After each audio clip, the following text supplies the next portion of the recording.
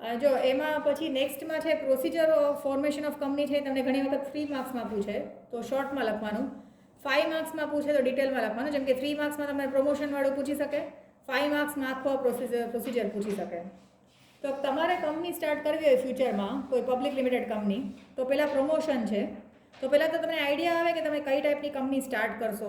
પછી એમાં તમારે આઈડિયાનું એક્ઝિક્યુશન કરવું પડે કે ભાઈ તમે જેમ કે વિચાર્યું કે તમારે મોબાઈલ મેન્યુફેક્ચરિંગ કંપનીઝ બનાવી છે, તો એના માટે શું રો મટીરિયલ્સ જોશે, ક્યાંથી લેશો, એ બધું વિચારવાનું તમારે સ્ટાર્ટ કરવું પડે.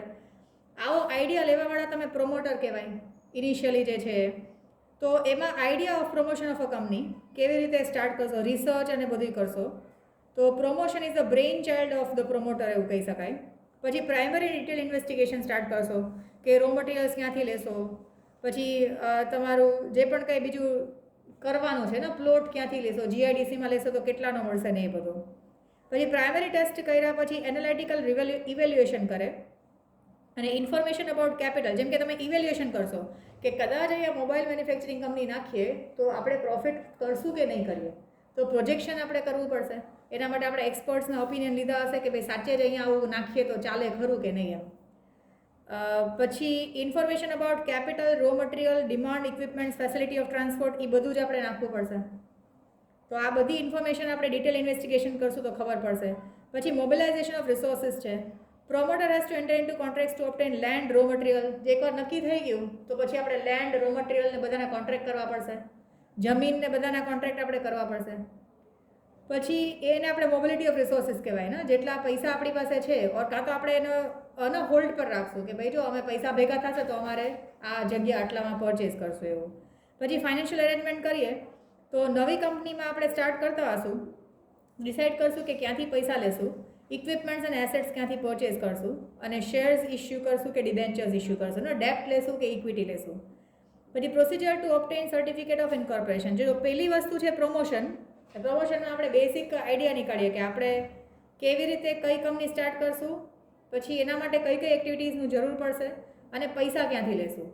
નેક્સ્ટ સ્ટેપ છે procedure for obtaining certificate of incorporation. જેમ ના આપણે બર્થ સર્ટિફિકેટ લેવાનું હોય, તો સર્ટિફિકેટ ઓફ ઇન્કોર્પોરેશન માટે તમારે કંપની રજિસ્ટ્રારમાં ડોક્યુમેન્ટ્સ સબમિટ કરવા પડે. તો એ ડોક્યુમેન્ટ્સનું તમને આ લિસ્ટ આપ્યું છે. જેમ કે મેમોરેન્ડમ એસોસિએશન છે એ કંપનીની નામ જન્મ કુંડલી હોય એના જેવું છે કે કંપનીનું નામ શું હશે, એડ્રેસ શું હશે, પછી એના ડાયરેક્ટર્સ કોણ હશે, મેમ્બર્સ કોણ હશે, એ બધી જ એમાં ડિટેલ્સ લખેલી હશે. એનું એડ્રેસ, પછી એનું શું એક્ટિવિટી હશે, કઈ ટાઈપનું પ્રોડક્શન કરશે. આર્ટિકલ્સ ઓફ એસોસિએશનમાં એના રૂલ્સ એન્ડ રેગ્યુલેશન્સ લખ્યા હશે કે કયા રૂલ્સ એન્ડ રેગ્યુલેશન્સની અંદર એ લોકો ચાલુ કરશે કંપની. પછી કંપનીના લિસ્ટ ઓફ ડિરેક્ટર્સ છે, બધા ડિરેક્ટર્સના આધાર કાર્ડ ને બધા નંબર્સ હશે. પછી return consent of directors. Directors પોતે રિટર્ન નોટ આપે છે કે ભાઈ અમે રિસ્પોન્સિબલ છીએ, આ કંપની ચાલુ થાય તો કંપનીને ચલાવવા માટે અમે રિસ્પોન્સિબલ હશું. Declaration of interest in other company. જેમ કે કંપનીના ડાયરેક્ટર્સ છે એને કોઈ બીજી કંપનીમાં પણ ડાયરેક્ટરશિપ છે ઓર કાં તો એમાં પણ એ લોકો શેર હોલ્ડિંગ છે, તો બધું એ લોકોમાં ડિક્લેર કરશે કે ભાઈ જો અમે ડાયરેક્ટર્સ તો થાય પણ અમે બીજી કંપનીના પણ ડાયરેક્ટર્સ છીએ.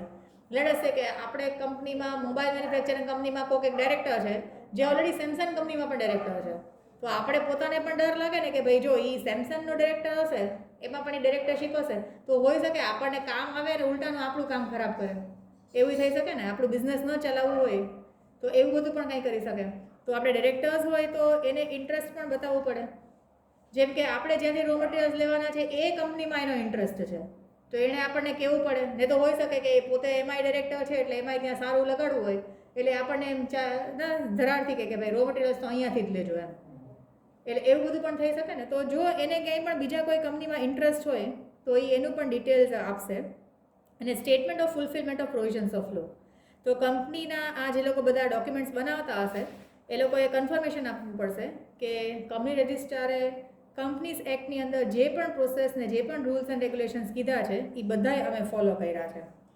તો પ્રોસિજર ફોર સર્ટિફિકેટ ઓફ ઇન્કોર્પોરેશનમાં તમને મેમોરેન્ડમ એસોસિએશનમાં કઈ કઈ વસ્તુ ઇન્ક્લુડેડ છે એ લોકોએ આપ્યું છે.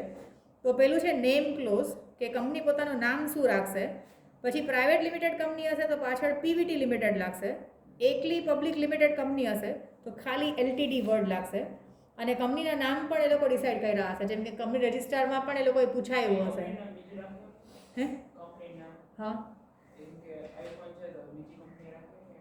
ના એટલે એ જ હા એ જ કહું છું કે તમે જેમ કે તમે આઈફોન છે અને તમે આઈફોન રાખવા હા એપલ રાખવા જાઓ તો તમે રજિસ્ટર ઓફ કંપનીઝમાં જશો ને ત્યાં જ એ લોકો ના પાડી દેશે કે ભાઈ આ નામની કંપની તો એ લોકો એમને એમ રેડી નહીં હોય. એ લોકો આપણી આગળ પેલું શું કહેવાય કાં તો કોપીરાઇટ કાં તો પેટન્ટ સાઇન કરાવશે કાં તો આપણી પાસે એટલા પૈસા લેશે કે આપણે એનું નામ જેમ કે લેટેસ્ટ છે કે આપણે મોબાઈલ લઈને આપણે મ્યુઝિક સિસ્ટમ બનાવવાના તો મ્યુઝિક સિસ્ટમમાં આપણે એમ છે કે ભાઈ આપણને કોણ ઓળખે એટલે આઈફોનવાળાને આપણે કીધું કે ભાઈ તમે એપલનું તમારું જે સિમ્બોલ છે ને એમને વાપરવા દો તો બધાને એમ થાય કે આ તો એપલનું જ મ્યુઝિક સિસ્ટમ છે. તો એ આપણને એમને પોતાનો લોગો નહીં કારણ કે એના લોગોની જ કેટલી વેલ્યુ હશે. જેમ કે ટ્રેડમાર્ક કહેવાય એનો જે એપલનો જે લોગો છે એ ટ્રેડમાર્ક છે એની જ કેટલાની કરોડની વેલ્યુ હશે. તો એ આપણને વાપરવા દેશે તો એના માટે આપણી પાસેથી કેટલા પૈસા ચાર્જ કરતા હશે. એટલે એમને એમ તો આપણે નહીં કહી શકીએ. અને જેમ કે કોઈ પણ કંપનીનું ઓલરેડી નામ હશે તો એના સેમ નામ જેવું આપણે બનાવી પણ નહીં શકીએ. પછી એવું સિમ્બોલ કે એવું કંઈ રાખી નહીં શકીએ. તો અમુક જો અત્યારે કેવું હોય કે અમુક કંપનીઝ પોતે એના સિમ્બોલથી જ આઈડેન્ટિફાય થાય. જેમ કે વોડાફોન છે તો ખાલી ઓલું રેડ કલરનું ઓલું સિમ્બોલ હોય તો એનાથી આપણે કહી શકીએ કે આ વોડાફોન છે. પછી ટાટા છે તો ખાલી ટીથી જ આપણે આઈડેન્ટિફાય કરી શકીએ. પછી પેલું ઇનોવા કે પેલું શું ટોયોટા કંપની છે તો કાર મેન્યુફેક્ચરિંગ કંપનીઝમાં પણ એ લોકોના જે સિમ્બોલ છે એનાથી આખી કાર આઈડેન્ટિફાય થાય કે કઈ કંપનીની કાર છે. તો એમાં એ લોકો નામ તો ક્યાંય આપણને કહેતા નથી પણ એ સિમ્બોલથી જ એનું છે. તો આપણે જ્યારે પણ કોઈ કંપનીનું આવી રીતે યુઝ કરવાના હોય તો આપણે એનું લીગલ બધું ફોર્માલિટીઝ પૂરા કરવા પડે ને તો એમને આપણને કોઈ નહીં વાપરવા દે. પછી એડ્રેસ ઓફ રજિસ્ટર્ડ ઓફિસ છે કે આપણે રજિસ્ટર્ડ ઓફિસ ક્યાં હશે જ્યાં કોરસ્પોન્ડન્સ થઈ શકાય ને જ્યાં કુરિયરથી કે લેટર્સ કે એ બધું આવી શકે. પછી ઓબ્જેક્ટ ક્લોઝમાં કયા ઓબ્જેક્ટિવથી આપણે કંપની સ્ટાર્ટ કરી છે. પ્રોફિટ કમાવાનો જ આપણો ઓબ્જેક્ટિવ છે તો આપણા સેલ્સ ટાર્ગેટ શું હશે, ફ્યુચરમાં આપણે શું એક્સપાન્શન વિચારીએ છીએ.